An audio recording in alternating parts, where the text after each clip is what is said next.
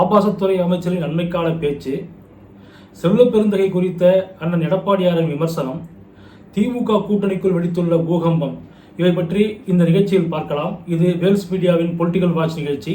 வணக்கம். நீலகிரி மாவட்டத்தில் எழுச்சி பயணம் மேற்கொண்டிருந்த புரட்சித் தமிழர் எடப்பாடியார் தமிழ்நாடு காங்கிரஸ் கமிட்டி தலைவர் திரு செல்வ பெருந்தகை பற்றி ஒரு விமர்சனத்தை முன்வைத்தார். அதில் அவர் சொன்னார், யாசகம்ன்ற வார்த்தையை பயன்படுத்தினார், ஒட்டு சட்டை அப்படின்ற வார்த்தையை பயன்படுத்தினார். இதில் என்ன தப்புன்னு சொல்லிட்டு இந்த காங்கிரஸ்காரர்களும் அதுமாரி திரு திருமாவளவனும் திரு மு.க. ஸ்டாலினும் குதிக்கிறார்கள் அப்படின்றது எனக்கு புரியல. ஏன்னா இதில் ஒட்டு சட்டை அப்படின்ற வார்த்தை செல்வ பெருந்தகைக்கு 100% பொருந்தும். எப்படின்னு கேட்டிங்கன்னா, அவர் 5 கட்சி அமாவாசை. இப்போ ஒரு கட்சியில் இருந்தாங்கன்னு சொன்னால் இப்போ வேறு அது இந்த மாதிரி விமர்சனம் வரப்போதில்லை. நீங்கள் 5 கட்சியிலேருந்து வந்திருக்கீங்க. பொதுவாக ஒட்டு சட்டை என்னன்னு சொன்னால், இப்போ இந்த இடத்துல கிழிஞ்சி போச்சு இல்லை இதாகி போச்சுன்னு சொன்னால் அந்த இடத்துல இப்படி தைக்கும் போது அது என்ன ஆகும்னா சுருங்கிடும். அதனால் அந்த ஓட்டை இருக்கிறதுலையோ இல்லை கிழிஞ்ச இடத்துலையோ ஒரு பிட்டு வச்சு தைப்பாங்க. அந்த மாதிரி உங்கள் சட்டையில் 5 கட்சி கொடியோடு இருக்குது. அதனால் நீங்கள் ஒட்டு சட்டை அப்படின்னு சொல்லிட்டு அவர் விமர்சனம் பண்ணுறார் திரு எடப்பாடியார். இதில் தவறு இருக்குது.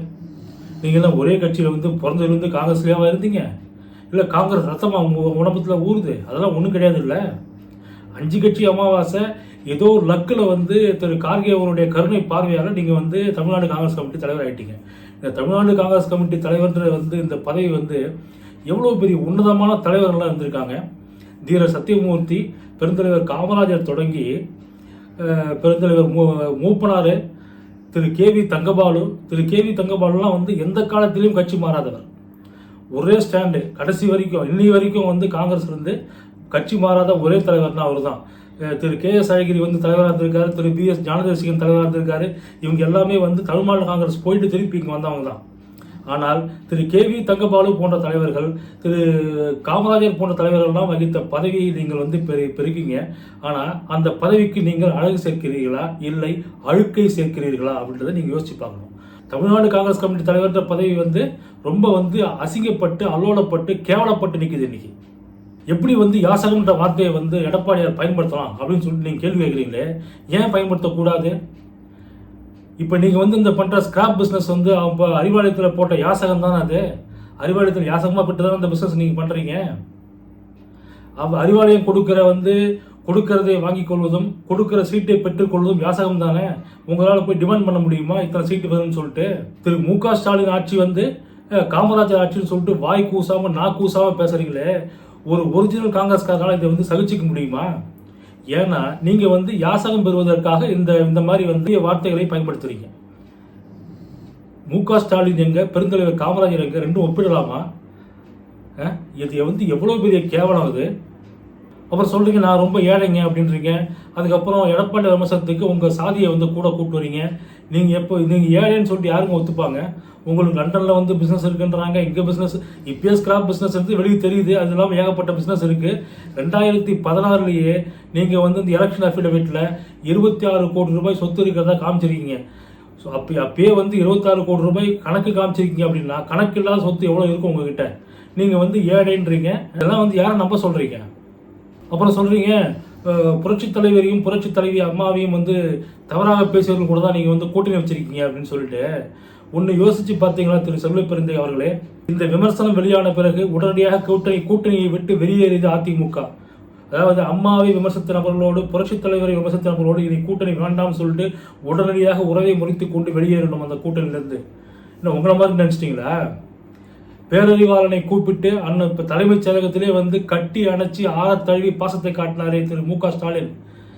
எங்கே போச்சு உங்களுடைய அந்த கூட்டணி தன்மை? எங்கே போச்சு உங்கள் தன்மானம்? எங்கே போச்சு? அந்த மாதிரி நாங்களா உடனடியாக வெளியேறினோம். அவர்கள் தவறை உணர்ந்து அந்த பேசிய நபரை மாற்றிய பிறகுதான் மீண்டும் கூட்டணி அமைந்தது. இதுதான் எடப்பாடியார் என்கின்ற பவித்திரமான மனிதரின் சத்தியமான உண்மை. அவர் சாதாரண வச்சுக்காதீங்க. ஒன்று கணக்கிட்டு செய்யக்கூடியவர். உங்களுக்கு செலக்டிவ் அம்னீஷியா வந்துச்சுன்னா அது யார் பொறுப்பு? பேரறிவாளன் அந்த தலைமைச் செயலகத்தில் கூப்பிட்டு கட்டி தழுவியது எவ்வளவு பெரிய தப்புங்க. அதை பற்றி நீங்கள் மூச்சு விட்டுருப்பீங்களா? ஏன்னா முதலாளியை பற்றி பேச முடியாது. உங்களுக்கு முதலாளி ராகுல் காந்தியோ சோனியா காந்தியோ கிடையாது. உங்களுக்கு முதலாளின்னா திரு மு.க. ஸ்டாலின் தான் முதலாளி உங்களுக்கு.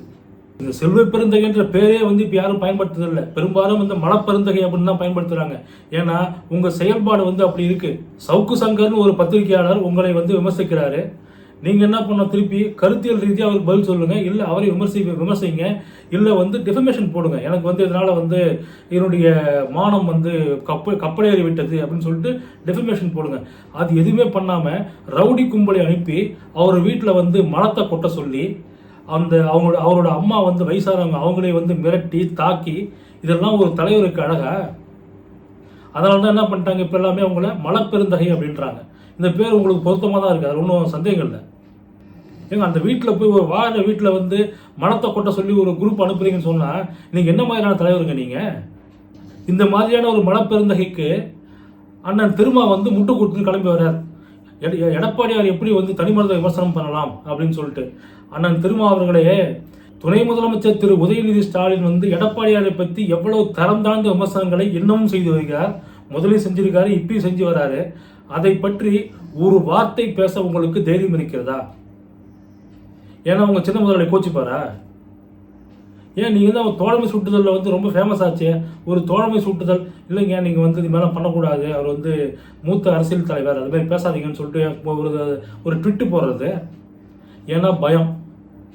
இந்த மாதிரி உள்ளுக்குள்ள பயத்தை வச்சுட்டு நீங்கள் வந்து இந்த மலப்பெருந்தகைக்கு முட்டு கொடுத்து வர்றீங்களே, இது எவ்வளவு பெரிய கேவலம். அடுத்தது, திமுகவில் வந்து திறமையான இரண்டாம் கட்ட தலைவர்களுக்கு பஞ்சம். எப்பயுமே வந்து திமுகவர்களுக்கு புத்தி இருக்காது. அதனால என்ன பண்ணுவாங்கன்னா, அதிமுக வந்து இறக்குமதி பண்ணுவாங்க. இறக்குமதி பண்ணி அவங்களுக்கு வந்து அமைச்சரவையில் முக்கிய பதவிகள் கொடுத்து அவங்கள வச்சு தான் வந்து இந்த அமைச்சரவை நடக்கும். அப்படி தான் இப்பயும் நடந்துட்டு இருக்கு. ஏன்னா நீங்கள் பாருங்கள், கிட்டத்தட்ட 8-9 முக்கிய அமைச்சர்கள், முக்கிய இலாக்காக்களை வைத்திருக்கக்கூடிய அமைச்சர்கள் வந்து அதிமுக என்னும் பட்டறையில் வந்து பயிற்சி பெற்று அங்கே சென்றவர்கள் தான். அவர்கள் தான் வந்து இப்போ வந்து திமுகவை வழிநடத்தி செல்வது, திமுகவை கட்டி ஆள்வது. ஒன்றும் இல்லையா, இவர் திரு செந்தில் பாலாஜி எடுத்துங்களேன். அவர் தான் இன்னைக்கு வந்து நிழல் திமுக அமைச்சர், நிழல் முதலமைச்சர், வருங்கால திமுக தலைவரும் அவர் தான். நீங்கள் நினச்சிட்டு இருக்க மாதிரி உதயநிதியெல்லாம் வந்து வாய்ப்பே இல்லை, தூக்கி ஓரம் கட்டிட்டு அந்த ஆள் வந்து முதலமைச்சர் பதவியிலையும் திமுக தலைவர் பதவியிலையும் உட்காரலன்னா அப்புறம் நீங்கள் கேளுங்க என்னான்னு சொல்லிட்டு. திமுக கூட்டணி வந்து இப்போ பயங்கரமாக வந்து ஷேக் ஆகிட்டு இருக்கு. ஒரு வந்து எப்படின்னு சொல்றதுன்னு சொன்னால் ஒரு பூகம்பமே வெடிக்கிற அளவுக்கு வந்து திமுக கூட்டணியில் மிகப்பெரிய நெருக்கடி ஏற்பட்டிருக்கு. ஆனால் அதை மறைக்கிறதுக்கு என்ன பண்ணுவாங்க, திருப்பி வந்து அதிமுக பாஜக கூட்டணி பற்றி பேசுவாங்க, பாஜக உள்ளே வந்துருன்னுவாங்க. ஏங்க நான் நேர்மையாக ஒரு கேள்வி கேட்குறேங்க. இப்போ வந்து நீங்கள் கிட்டத்தட்ட 4 வருஷம் ஆயிடுச்சு, நீங்கள் வந்து ஓட்டு கேட்கணும்னா நாங்கள் இந்த சாதனைகள் எல்லாம் செய்திருக்கிறோம், எங்களுக்கு நீங்கள் வாக்களியுங்கள். நீங்கள் வந்து எதிர்கட்சி விமர்சனம் பண்ணி வாக்கு கேட்கலாம், இல்லைன்னு சொல்லலை, எதிர்கட்சி விமர்சனம் பண்ணுங்க. ஆனால் நீங்கள் செய்த சாதனைகளை சொல்ல வேண்டுமா இல்லையா? ஒரு வார்த்தை பேசுறதுக்கு ஒன்றுமே இல்லை. அதனால திருப்பியும் நீங்கள் பண்ணுறது என்ன, பாஜக விமர்சனம் பண்ணுறீங்க, அதிமுக விமர்சனம் பண்ணுறீங்க. திமுக கூட்டணியில் முக்கிய அங்கம் வகிக்கக்கூடிய காங்கிரஸ் வந்து என்ன பண்ணுது அப்படின்னு சொன்னால், காங்கிரஸில் இருக்கிற தமிழ்நாட்டு தலைவர்கள், அதாவது மலப்பெருந்தகை தவிர்த்து, ஏன்னா அவர் வந்து மலப்பெருந்தகை மட்டும் இல்லை, மலப்பெருந்தகை திரு பீட்டர் அல்ஃபோன்ஸு, திரு மாணிக்கம் தாகூர், இவங்கெல்லாம் வந்து எப்படின்னா கரவேட்டி கட்டாத, அவங்க ஆக்சுவலாக திமுக தான், ஆனால் திமுக கரவேட்டி கட்ட மாட்டாங்க, ஆனால் காங்கிரஸ் சொல்லிப்பாங்க அவங்க. அந்த மாதிரியான ஒரு நபர்கள். இவர்கள் தவிர்த்து உண்மையாலுமே காங்கிரஸ்காரர் இருக்காங்கல்ல, அவங்களாம் என்ன பண்ணுறாங்கன்னு சொன்னால், எங்களுக்கு வந்து கூடுதல் சீட்டு வேணும், ஆட்சி அதிகாரத்தில் பங்கு வேண்டும் அப்படின்னு சொல்லிட்டு கேட்குறாங்க. பெரம்பலூர் மாவட்ட காங்கிரஸ் கமிட்டி தலைவர் திரு சுரேஷ் என்ன சொல்லியிருக்காருன்னு சொன்னால், அதாவது திமுக கூட்டணியிலிருந்து காங்கிரஸ் விலகினால் திமுகவால் வெற்றி பெற முடியாது அப்படின்ற உண்மையை வந்து பளிச்சுன்னு சொல்லியிருக்காரு. புரட்சித் தலைவர் அம்மா அவர்கள் 234 தொகுதிகளையும் இரட்டையலை நிற்க வச்சு வெற்றி பெற்று அந்த சாதனையை படைத்து காமிச்சிருக்காங்க. ஆனால் திமுகவால் ஒரு காலம் கூட்டணி இல்லாமல் அவர்களால் வந்து வெற்றி பெற சாத்தியமே இல்லை. அவங்க வந்து எப்பயுமே கூட வந்து யாராவது தூக்கின்னு போனோம், அவங்கள அப்படி இருந்தால் மட்டும்தான் அவங்களால ஜெயிக்க முடியும். ஆனால் தூக்கின்னு போகிறவங்களுக்கு கூலி கொடுக்க மாட்டாங்க. இது வந்து நம்ம வனவாசத்திலேயே வந்து திரு கண்ணதாசன் வந்து தெளிவாக எழுதியிருக்காரு. அதனால் திருப்பி அதை பற்றி பேச வேணும்னு அவசியம் கிடையாது. இவங்க என்ன பண்ணுறாங்க, காங்கிரஸ் வந்து இந்த அதிக சீட் கேட்க ஆரம்பித்த உடனே கரூரில் வந்து ஒரு மகளிர் அணி நிர்வாகியை வந்து திமுக சேர்க்குறாங்க. யார் சேர்க்கறதுன்னு கேட்டால் செந்தில் பாலாஜி. அதனால் வந்து கூட்டணிக்குள்ளே முதல்ல வந்து ஒரு சலசலப்பு ஏற்படுது. ஜோதிமணி என்ன பண்ணுறாங்க, ஒரு ட்விட்டு போடுறாங்க. அந்த ட்வீட்டில் என்ன சொல்லியிருக்காங்க அப்படின்னு சொன்னால், கூட்டணி தர்மம் என்பது 2 பக்கமும் இருக்க வேண்டும். திமுகவின் மாவட்ட செயலாளர் ஒரு முன்னாள் அமைச்சர், யார் சொல்கிறாங்கன்னா செந்தில் பாலாஜி சொல்கிறாங்க, காங்கிரஸ் கட்சியை இப்படி பொதுவெளியில் அவமதிப்பதை நாங்கள் எப்படி புரிந்து கொள்வது? கூட்டணியின் பெயரால் இது போன்ற அவமரியாதையை ஒருபோதும் நாங்கள் ஏற்றுக்கொள்ள மாட்டோம். இப்படி நடப்பது இது முதல் முறை அல்ல. அவங்க தெளிவாக சொல்லிடுவாங்க பாருங்க. ஏன்னா இந்த செந்தில் பாலாஜிக்கும் ஜோதிமணிக்கும் எப்பவுமே 7ஆம் பொருத்தம். அதனால் வந்து இதை இப்போ பல முறை வந்து செந்தில் பாலாஜியால் வந்து அசிங்கப்பட்டவங்க தான் அந்த செல்வி ஜோதிமணி. அதே மாதிரி முன்னாடி வந்து மதிமுகவில் வந்து ஆள் தூக்குனாங்க. மதிமுகவில் வந்து இந்த துரை வைகோ இருக்கார்ல, வைகோவனின் மகன், அவர் வந்து ஏதோ சலசலப்பு ஏற்படுத்தணுன்னே கூட்டணியில் உடனடியாக அவங்கள அடக்கணும்னு சொல்லிட்டு அங்கேருந்து என்ன பண்ணுறாரு, 2021 பல்லடம் தொகுதியில் போட்டியிட்ட முத்துரத்னம் அப்படின்ற நபரையும் திருப்பூர் மாவட்ட இளைஞரணி அமைப்பாளரையும் 3 பேரையும் வந்து செந்தில் பாலாஜி வந்து கட்சி மதிமுகவிலிருந்து தூக்கி வந்து திமுகவில் சேர்க்கிறார். அதுக்கப்புறம் வந்து பண்ணுறாரு வைகோ வந்து ஐயோ போயிட்டு, ஐயா எங்ககிட்ட வந்து ஆளே கிடையாது, நாங்களே வந்து இருக்கிற 5 பேர் 10 பேர் வச்சு கட்சி நினைஞ்சுக்கிறோம், அதில் நீங்கள் தூக்கிட்டீங்கன்னா நாங்கள் என்ன பண்ணுவோம், அப்படிலாம் பண்ணாதீங்க ஐயா அப்படின்னு சொல்லிட்டு கெஞ்சாத குறையா அழுவாத குறையா போய் ஸ்டாலின்ட்டு கெஞ்சின உடனே அதுக்கப்புறம் அந்த நடவடிக்கை வந்து நிறுத்தப்பட்டது. இந்த மாதிரி கூட்டணி கட்சிகளை பலவீனப்படுத்தி, அதாவது என்ன பண்ணுறதுன்னா அப்பப்போ கொஞ்சம் போட்டுறது, அதுதான் வந்து இபிஎஸ் சொன்னார் யாசகம்னு சொல்லிட்டு அப்பப்போ கொஞ்சம் போட்டு ஏதாவது முக்கி முடங்கினாங்கன்னா உடனடியாக அங்கேருந்து ஆளை உருவுறது. இது வந்து என்ன மாதிரியான ஒரு செயல்பாடுன்னு தெரியல. அடுத்தது திரு கே.எஸ். அழகிரி, அவர் வந்து மூத்த காங்கிரஸ் நிர்வாகி, முன்னாள் காங்கிரஸ் கமிட்டி தலைவராக இருந்தவர்.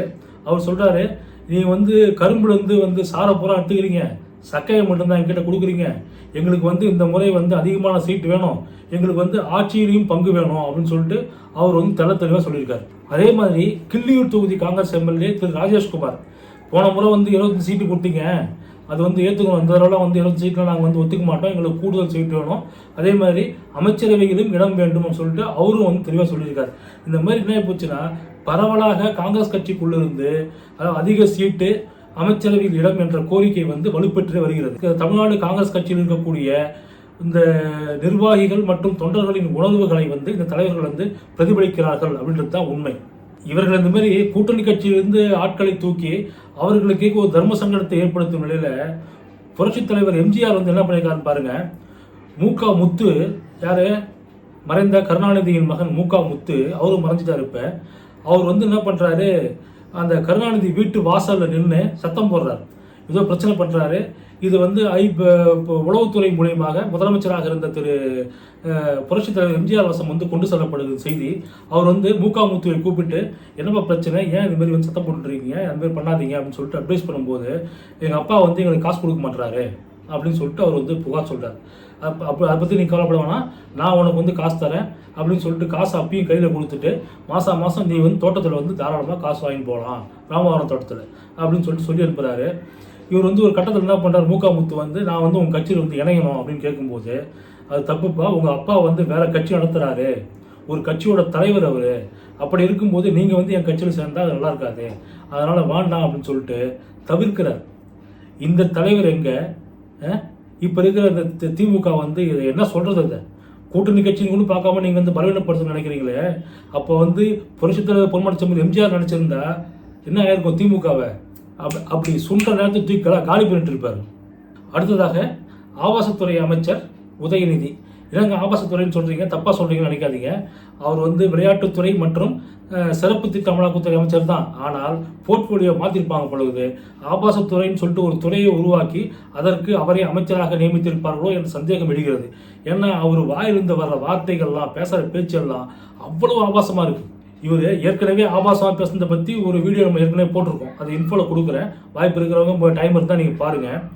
புரட்சித் தலைவர் எடப்பாடியார் வந்து அன்பர் டெல்லி போனார் அமித்ஷா சந்திக்கிறதுக்கு, திருட்டுத்தனமாக போனாராம், ப்ரெஸ்ஸு கண்ணில் மாட்டாராம், அதனால் வந்து முகத்தை மூணு வந்தாராம்.